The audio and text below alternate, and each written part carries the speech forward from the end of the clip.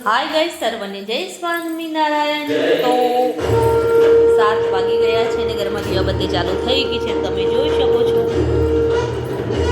તો ભાઈ જીમીભાઈ નાઈ ધોઈને બેસી ગયા છે દીવાબત્તી કરવા, કશિશબેન બેસી ગયા છે લેસન કરવા અને એના પપ્પા બનાવે છે ઘી, તો તમે જોઈ શકો છો।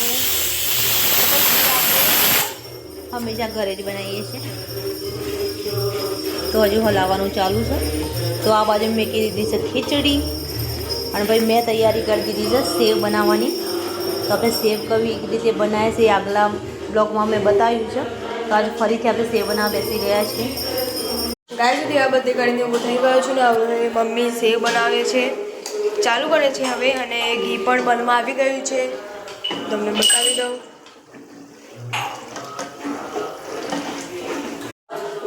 तो गाइस આપણે મરચું મીઠું હળદર અને કારા મરી આપણે વાટી નાખ્યા છે અને હજુ હું નાખશું સૌ મરી।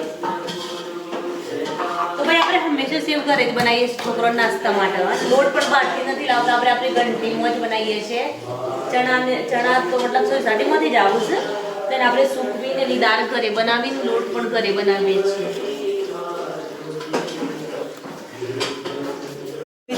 મમ્મી થોડું થોડું પાણી એડ કરે છે। તો ગાઈસ આપણે આવી રીતે થોડું થોડું પાણી એડ કરવાનું।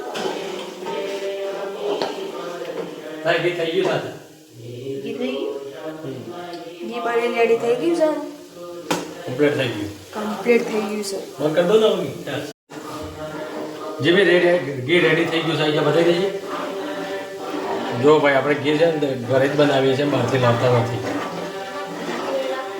ચોખ્ખું ઘરનું ઘી। ગાઈસ મમ્મી લીંબુનો રસ અંદર એડ કરો છો।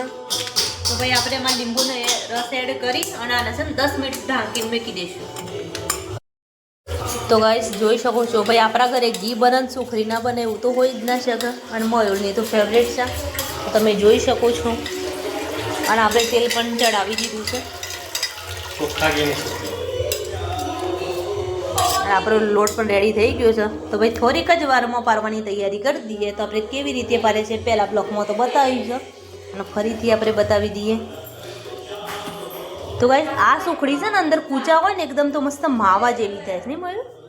એકદમ પ્યોર માવો, માવાની સુખડી કહેવાય। તો ભાઈ આ અમારો 2 દિવસ ચોખ્ખું ઘી એકદમ, ઘી તો ચોખ્ખું જ ખાઈએ છીએ ને ઘરે જ બનાવીએ છીએ। મસ્ત ઢીલી ઢીલી એકદમ બની, નહીં?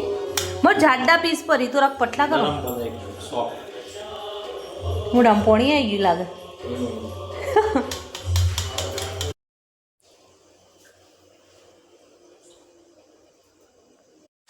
તો ગાય જોઈ શકો છો સેવ પારવાની પણ ચાલુ થઈ ગયું છે અને એક રાઉન્ડ તો આપણે પારી દીધું છે।